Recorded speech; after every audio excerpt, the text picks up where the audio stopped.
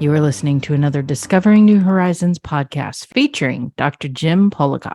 Today's focus is on back pain, and Dr. Jim's guest is Dr. Gabriel Smith from Duke Spine and Pain Management. As always, each podcast episode is a search for the truth and how it applies to our daily lives and well-being. Now, here to take you on this exciting New Horizons journey is our host, Dr. Jim Polakof. Oh, my aching back. How often have you heard that expression before? Well, there's a good reason for it. Some 65 million Americans suffer from back pain every so often or sometimes regularly. And 16 million Americans have chronic back pain, meaning they hurt every day. Now, you can only take so much Aleve, Motrin, Advil, and after a while, it's going to do damage to your system. And of course, you can try physical therapy. Sometimes it works, but sometimes it doesn't. So what happens when you have that constant back pain? Well, at that point, you're probably going to want to see a pain management specialist.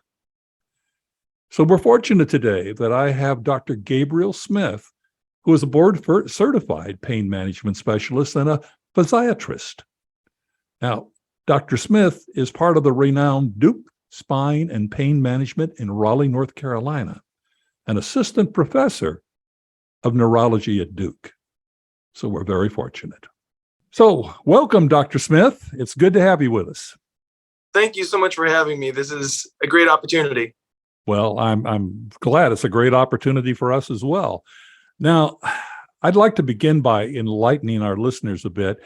Let's face it. I mean, people with back pain, whether it's occasional or whether it's chronic, they're tried everything. I mean, they've tried stretching. They go to the medicine cabinet and pick out an Advil or an Aleve or a Motrin. They try physical therapy, which sometimes works and sometimes it doesn't. They try everything. Yeah. But when is it time that a person should know it's time to reach out to a pain management specialist such as yourself? When is the accurate time to do that? I think that is the critical question. Ultimately, when you look at someone who has, for example, an acute back pain flare-up, just a 45-year-old gentleman, no prior history of back pain, who has a flare-up, even a significant flare-up of back pain. There have been wide studies that have looked at that type of a scenario that essentially within 30 days, about 90% of those people are going to be better, even without doing anything very substantial, maybe some over-the-counter meds, maybe a little bit of stretching, maybe a little bit of resting and things like that. Although, 30, 40, 50 years ago, for things like back pain or sciatica, strict bed rest was sort of the recommended course. That's not really the course, right? Being as active as you can be is actually better for those situations. But I think getting to your point, once you're past that 4 or 5 week mark, if things are, if you're still struggling, most people, like I would say, most people could benefit from starting off with their primary care physician and seeing if something that may be a prescription medication, but maybe something like a muscle relaxer or steroid dose pack or things like that could be a first line. But your question again gets to the point of, okay, what if you've tried those basic things and people are still struggling? And they don't work. Exactly. So that's the point, I think, when seeing someone who's board certified in pain management is a reasonable next step. And, we can talk a little bit about sort of the way I think about treatment. And we could just now, or if that plays into another question you have down the line, that's okay too. Well, of course, let's talk about what you specialize in and excuse me, the right time to see someone like yourself. But let's talk about spinal issues. You obviously treat spinal issues, joint and nerve pain, obviously. I think you address that as well. Sure. What do you address, and when did this get to the point where you tell a patient, I'm sorry, this is all I can do, and I think you're going to have surgery? Yeah, so that kind of plays right into the way I think about treatment for pain in general, I think about it in terms of categories of treatment. Okay, you can think about it like buckets, so to speak. You got non-procedural care and you've got procedural care. And in the procedural care, you have things that are minimally invasive, like the things that I would do or other pain specialists would do, injection therapy, other things like that. And then, of course, surgery is kind of in that bucket. But outside of those interventional things, I think about medications, physical therapy, other kind of what I would call modalities. And in that, I include things to the basic stuff: ice, heat, a TENS unit, massage, even other categories of kind of more alternative medicine. Mm-hmm. Acupuncture, chiropractic. If you can sort of at least think about these things in categories, it makes the treatment plan for each individual a little bit more organized. And then you can also have that discussion with folks about, there are people who are very averse to doing any type of procedural care whatsoever. And that's okay. That's an individual's choice. And once you have a sense of what they are willing to do or willing to try, you can really kind of focus more on those different categories of treatment. So obviously you don't try to force something down a patient's throat. You basically give them some options, and they can more or less pick and choose what they're comfortable with. Now, you mentioned injections. Obviously, that's one of the key things I know that you do. Can you describe what these injections are all about? In other words, the type of substance that goes into a body and how you go ahead and perform the injections. Can you give us some idea about how that all works? Absolutely. So the way I think about the procedural care that I do, I think about it in terms of kind of what type of image guidance is appropriate for whatever procedure I'm doing. Most of the time when I'm doing a nerve block, for example, or a joint injection or a soft tissue injection, and that would include muscles, tendons, things like that, I prefer to use ultrasound. Because with an ultrasound machine, you can see all of those soft tissue structures. And for listeners who may not have ever seen an ultrasound, for example, of a nerve or things like that, the image has almost the same quality or the same specificity as like an MRI. Mm-hmm. Whereas the fluoroscopy, which is basically the X-ray, I use that for anytime I'm doing any type of spinal procedure, because it gives a much better picture of the bones, the joints, and some of those landmarks that are critical for spinal procedures that you just can't see as well with an ultrasound. So what do you inject into the body as far as when you do the injections? What's the substance that actually goes into someone's body? Most of the time, it's a combination of a local anesthetic like lidocaine and sometimes bupivacaine, which is a little bit longer acting local anesthetic, and typically a steroid. And there's different choices of steroid, but most of the time when I'm doing a steroid injection, I'll use a medicine called dexamethasone. And I'm more comfortable with that preparation because it is what's called a non-particulate steroid. In other words, it doesn't have particles in it. It's not, milky white like you would expect a kind of a cortisone type or another version, Kenalog type of preparation. Dexamethasone is clear like water. There's no particles in it. And in that sense, I feel like it has a little bit of a better safety profile. When you think about possibility, for example, of uptake in the vascular system of whatever injectate is being injected, I would rather use something that we know is safe intravascularly than something that could cause problems, like a particulate steroid. So to answer your question, it's pretty much a local anesthetic and a steroid most of the time.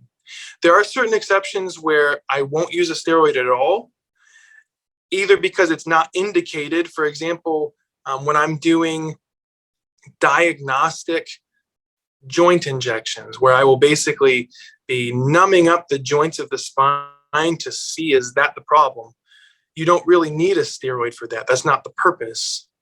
And so I won't include a steroid in those injections. So you really do hone it into the individual needs. It's just not a catch-all, here, we'll put something into the needle and shove it in.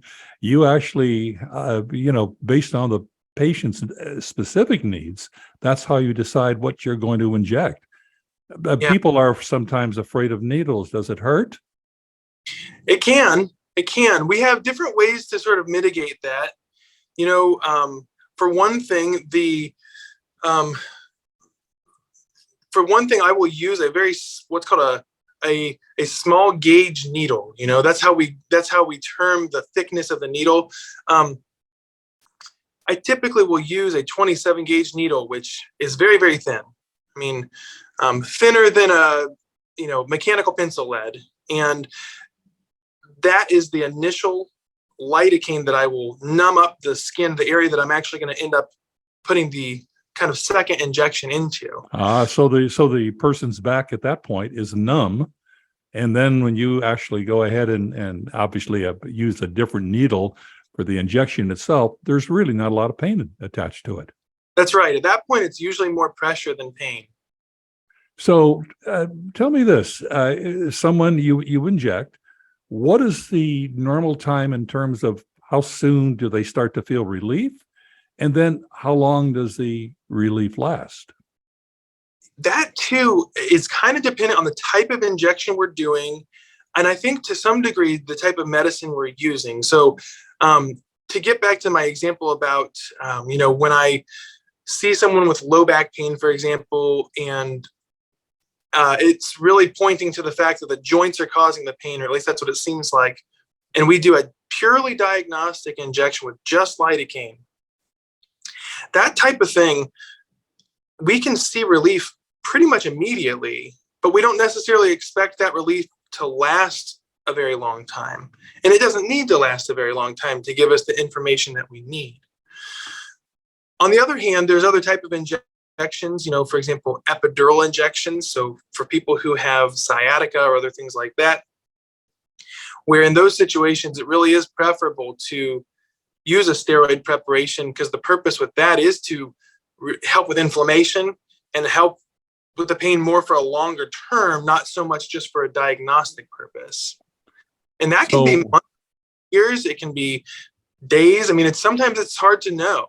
So it really depends on the individual. Everyone is different, and hopefully someone gets immediate relief and it lasts for a while, and sometimes it doesn't always work out that way. But I suppose if the pain continues even after the injections that you've discussed, I understand that, like for chronic pain, as an example, there's a spinal cord stimulator that you utilize. Can you tell us about that?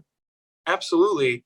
So a spinal cord stimulator is basically a device where it's really unique in medicine in terms of the way that we're able to use a stimulator device as a trial run first, and then depending on the results of the trial run, determine if that's a good treatment option for the long term for an individual. It is a non-surgical procedure. It is very similar to an injection. I mean, in terms of the patient experience, it's is really this the trial you're talking about now? It's the trial. The okay. To see if it works or not. Yeah. So let me just give you like a brief case of someone I just did one on. I just did one on Monday. I did 3 on Monday, but I'll tell you about one. Lady who had prior back surgery. She had sciatica in her right leg, into her buttock, in her back of her thigh, and into her calf. Some back pain, but mostly the leg pain. Now, she had gone back and seen surgery, and surgery really wasn't an option. In fact, the area that had been worked on before looked pretty good. The spinal space was open. The discs above and below looked okay. There was nothing that needed surgery, and yet she still had pain.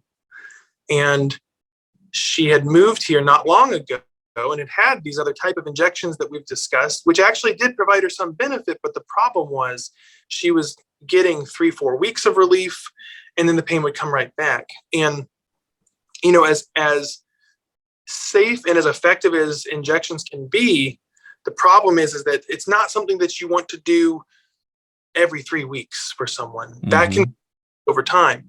So she really was an ideal candidate for a trial of spinal cord stimulation. So on the day of the procedure, she came in, she got some IV antibiotics, which we typically do just for prophylaxis to prevent any sort of infection. She's laying on the table on her belly, just like any other spinal injection. Numb her up real good with some lidocaine. And then basically what I do is I use a needle that is able to get access into the spinal space. And through that needle, I'm able to insert these things called leads. They look like little, actually, can I show you? I've got a little model here. Is that okay? Sure. I don't know if your viewers will be able to see this, but we have listeners. Our listeners won't be able to see it, but we are on YouTube, so they can see it that way. I'll describe it. It's about the size of a piece of spaghetti. Okay. Mm-hmm. It's soft and flexible, and it's about the same caliber as a piece of spaghetti or fishing line, whatever you choose. This can then be inserted into the spinal space under the skin.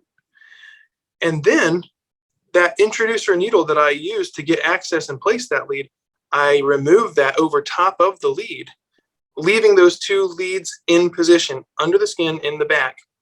Then the person can go about their normal activities, I'm assuming, right? They get up off the table and then they see if it works for them or not before you go to the actual implant itself. Am I correct?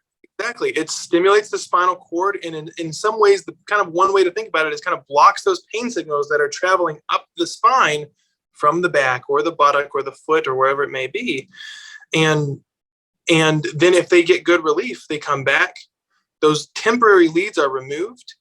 And at that point, there's nothing to really heal from because there's no surgery has been done yet. And if it's been successful, they have a good sense that that would be a good treatment option for the long term. So that's wonderful. I mean, my God, it's unlike surgery in that you don't get a chance to make sure if they take your gallbladder out, you're not sure until they've taken it out. There's nothing else you can do about it. But this gives you a chance to try to see if it might work. And if it does, what's the next step? In our practice here, my focus is to do the trials, and we have surgical colleagues who will do the permanent placement. I see. So the permanent placement is a minor surgical procedure. It is outpatient. I mean, that should be clear to your listeners that a stimulator trial and the implant are both same-day outpatient procedures. You come in and you go home.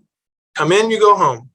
For the permanent placement, it's typically done, for example, like at an ambulatory surgical center, or it could be done in the ORs as in the hospital. But, you come in at 8 a.m., you go to the OR at 9, you're out of the OR by 10, you're on the road heading home by noon. And for both of these things, like you mentioned, I think you said it well, you're up and you're doing your normal activities. You really pretty much are, even after the permanent placement, even though it's a minor surgical procedure, those folks are walking out of the hospital that day. They're going to have some soreness. They've just had a minor surgery, of course. But as far as, one thing that's important for your listeners to understand too is, when you're going to go have a multi-level lumbar fusion, for example, you need to make sure you have really coordinated care at home with your family and getting help and all that sort of stuff. It's kind of nice with these stimulator devices that you're independent from the day of the surgery, really. You're able to use the restroom yourself and prepare your meals and things like that. Even though, for the first few days after the permanent placement, you're kind of taking it easy, but there's no point where you're incapacitated. But you already know that it's helping you. So now you've got the permanent placement, and chances are that you're going to start to lead a normal life without having this pain that you've been experiencing for such a long period of time. That's right. It's good news. Right. It is. And I actually, it's kind of an interesting part of my counseling for patients before and after, especially after the trial, when folks have a successful trial. And the national success rate's about 80% of a successful trial. In our practice, it's about 90% of folks who do a trial come back and they wish to have it implanted because they've had good relief. But I've had many conversations with people who kind of have paradoxically have a really feel down because they wish they would have pursued that sooner, or they think back over the last few years of what they couldn't do. And now you could have been doing all those things all that time. Right. So yeah, you're not going to get those days back again. Right. But, the way I kind of really have people focus is not on the past, but on the future. That's what's in the past is done, and enjoy this and make your plans and live your life. So somebody's going to ask, now that it's been implanted, for whatever reason, and I know the percentage is very low because your success rate is very high, obviously. If it's not working for me, can it be removed? It can be. Yeah, there are certain situations where a stimulator device might be removed. But before a stimulator device would be removed, so for example, if someone isn't getting quite as good coverage, let's say a year down the line or 2 years down the line or whatever it may be, the first step definitely would be to reprogram the stimulator. Now that's like done, a tune-up for a car. Exactly. That's done not as a surgical procedure, not as an injection. It's all done just with an external device, almost like a Bluetooth, It can be connected, and then essentially, like you said, it's like a tune-up. Maybe turn the device up or down, or there's different parameters of the stimulation that you can really modify to get better coverage. And most of the time, folks are able to get better coverage, and then they can proceed and live their life. Well, it sounds almost like a miracle. And of course, we're going to tell our listeners and our viewers on YouTube that they're going to be able to come to our website and find out how they can access more information about this. But I'd like to get into, because I know you have limited time, you've got patients probably lined up outside your door. But in any case, let's discuss those spinal gray areas that I term gray areas. A person's diagnosed with scoliosis or myelopathy or osteoarthritis. What do these conditions mean, and how do you treat them, or can you treat them? Yeah, that's a really good question. So I suppose with the ones specifically that you mentioned, scoliosis, for example, it's pretty common to see folks with scoliosis, which most of the time is not necessarily playing a direct role in the pain, but is part of a broader picture of arthritis and other things like that that are contributing to pain. Now, certainly there are rare instances where someone's scoliosis is so bad, and that's based off of using imaging and angles and things like that, where a neurosurgeon would say, boy, this needs to be repaired surgically. That is a big surgery.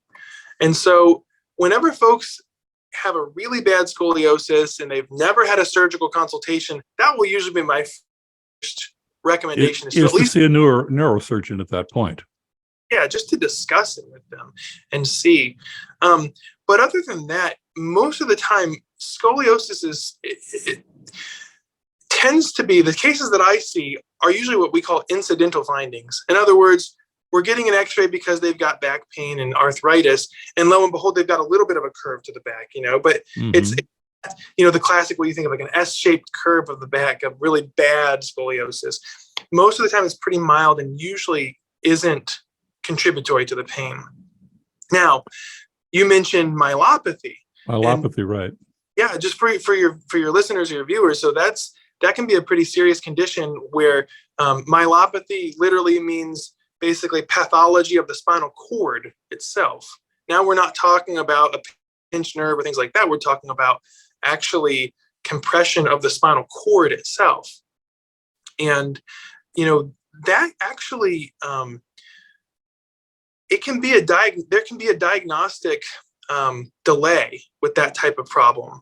And what I mean is folks who have a myelopathy can sometimes present with kind of vague symptoms like fatigue or instability. They stand up and they feel a little wobbly. Well, is that a little dehydrated or all these other things? So that type of problem can go undiagnosed for a while, but it can lead to problems.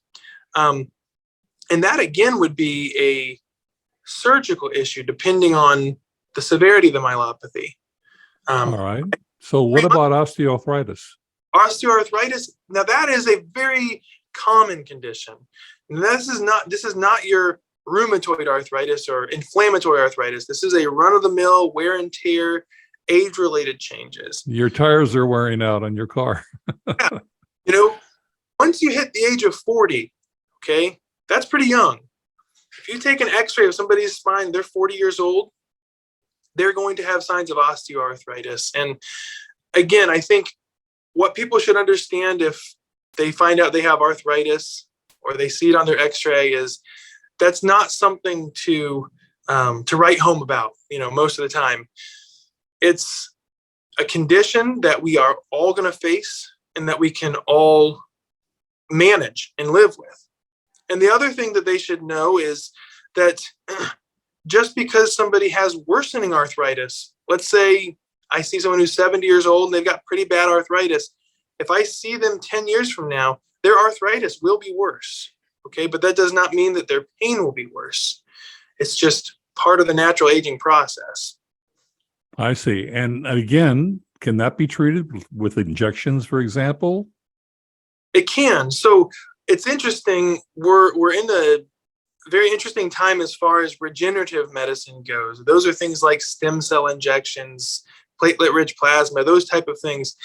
That's not really a part of our practice here right now, but it is a growing practice. And I think as the data comes out, it's something that we will look more and more into to maybe be involved with. So someday you may incorporate that into your practice then.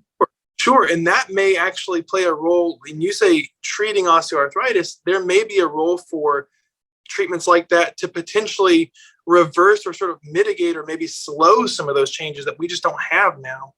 But in the meantime, we can treat things like arthritis by, for example, injecting pain medicine into the joints that have arthritis to get relief, even though we're not changing the structure of the spine or the joints or wherever we're working.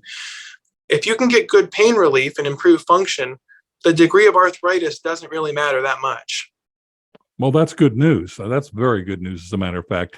Now, I'm curious, this is sort of a side note, but would you find it helpful, for example, if people have continuing back pain, and even before they come to see you or during the time that they're seeing you and during the visits, do you believe in journaling where someone on a daily basis would put down when the pain occurs, how it occurs, how it affects them? Would that be something that's helpful to you in terms of diagnosis and treatment?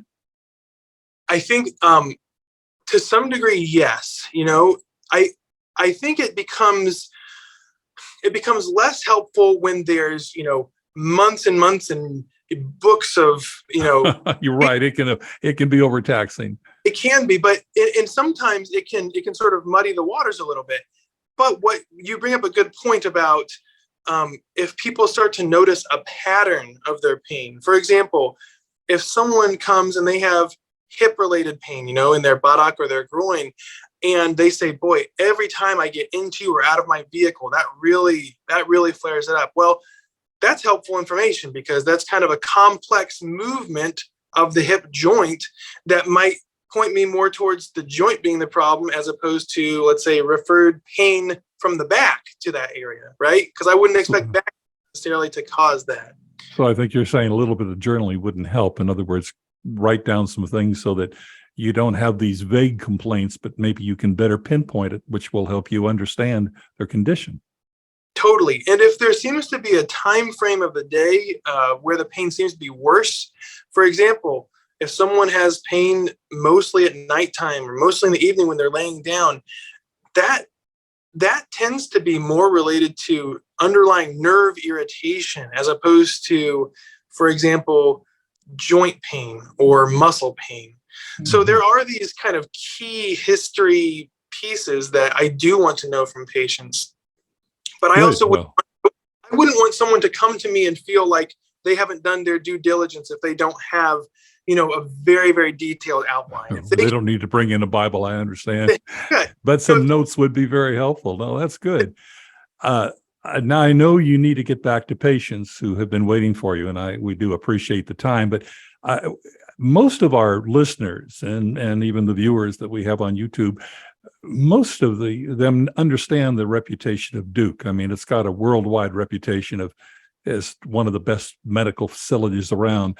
But in regard to your spine and pain management center that you're part of, am I correct that there's an advantage that obviously you're a pain management specialist, but if they need more, you also are among neurosurgeons, so you can really kind of team up for a person's treatment. Am I correct? Absolutely. That's one of the things that drew me here.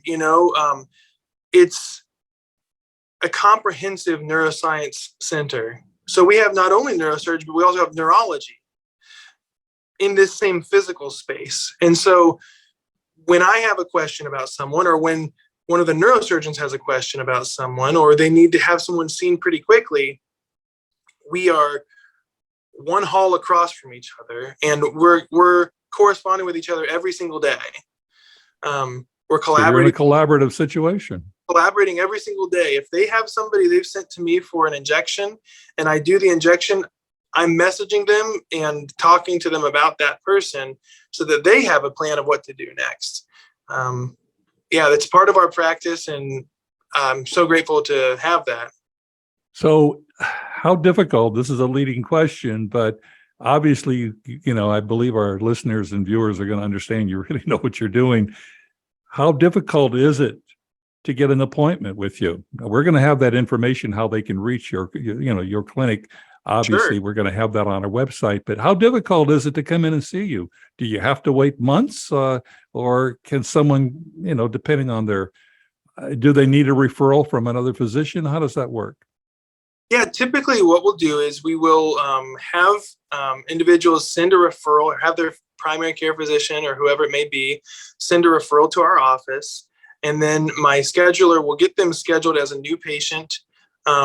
And sometimes, depending on the situation and depending on where they're coming from and what type of workup they've had already, sometimes we're able to sort of combine that consult visit with a procedure visit to try and save a little bit of time and get people some relief.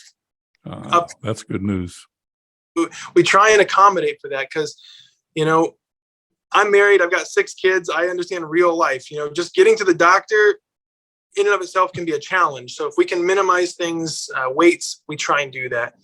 I would say probably for any viewer who's going to come see me, most likely a consult would happen within the next couple weeks, from when a referral. Wonderful. So you're not necessarily waiting for months to get in to see you. And I think that's so important, particularly if someone has chronic pain and they haven't had it treated and they really need to come to a pain management specialist such as yourself. No, I think that's good news. Well, I want to thank you very much for being with us. You've been very enlightening. I know this has been extremely helpful. And I know your time, you're squeezing us in between a number of patients because there are people waiting to see you. But I really do want to thank you and let you know how much we appreciate you spending this time with us. I'm so glad to do it. It's my work, but it's my passion too. I love being involved in folks' lives and treating pain, and more importantly, improving their function. So I'm glad to do it. Thanks for having me. Well, in a couple of minutes, we're going to be talking about our website and how they can access more information about you. But Dr. Gabriel Smith, I thank you so much. Appreciate it. Have a good one. We'll see ya. Want to discover more information about how to relieve your back pain or how to reach Dr. Gabriel Smith at Duke? All you need to do is simply visit our website, jamespolakof.com. That's James, Polakof.com. You'll also discover a variety of valuable resources on our website and other terrific Body, Mind, and Soul podcast episodes. Again, jamespolakof.com. Now back to Dr. Jim. As most of you know, I'm a certified nutritionist. And as a result, I have a few thoughts of my own about relieving back pain. As a matter of fact, I'm going to share my 8 suggestions how to relieve back pain naturally. First of all, many of you, if you are overweight, have to consider losing weight. The extra weight places stress on your back. It creates pain. And sometimes just by losing weight alone, your back pain could be relieved. Number 2, Enjoy a daily anti-inflammatory drink. Now, there are several recipes for that. All you have to do is Google anti-inflammatory drinks. That definitely can be helpful in relieving your back pain. Also, you need to avoid prolonged standing or sitting. You need to move around. Sometimes if we sit or stand too long, the back pain comes back and aggravates itself. Also, you need to get longer, more restful sleep. That just doesn't mean 8 hours. It means 8 hours or as much possible restful sleep as you can get, because oftentimes we wake up during the night and we're not into that sleep pattern that we really need to be totally relaxed about. So that will help you. Gently stretch your joints and soft tissues with exercises such as yoga or Tai Chi. Those can be very helpful because they're not really stressful to your body. You can try mindful meditation. A peaceful mind can lead to a relaxed back. How about aqua jogging in the pool? Aqua jogging is so good because it doesn't give that impact that you get from jogging, for example, on a hard surface.